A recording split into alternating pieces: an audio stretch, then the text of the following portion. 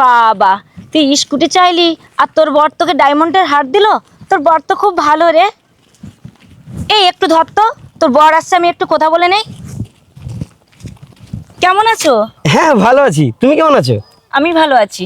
ও আচ্ছা আচ্ছা, আমি একটু মার্কেট যাচ্ছি। ও আচ্ছা আচ্ছা, তা শুনলাম তোমার বউ নাকি তোমার থেকে স্কুটি চেয়েছিল, তুমি নাকি ডায়মন্ডের হাত দিয়েছো?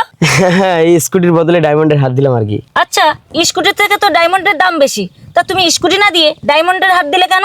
আরে বাবা, ডায়মন্ড নকল কিনতে পাওয়া যায়, আর বউকে দিলেও অত সহজে ধরতে পারবে না। কিন্তু স্কুটি তো নকল কিনতে পাওয়া যায় না, আর যদিও পাওয়া যায় সেটা বউকে দিলে আমি ধরা খেয়ে যাব। তার মানে তুমি নকল ডায়মন্ড দিয়েছো?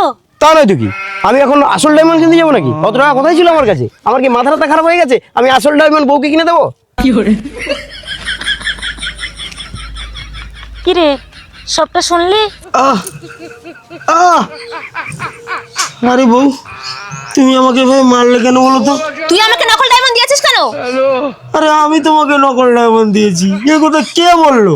তুই যখন সুচিত্রার সাথে কথা বলছিলিস তখন আমি আর ফোন কলেই ছিলাম। আরে ডায়মন্ড চুরি যাওয়ার ভয়ে আমি তোকে মিথ্যে কথা বলেছিলাম। ওরা কেন? হ্যালো।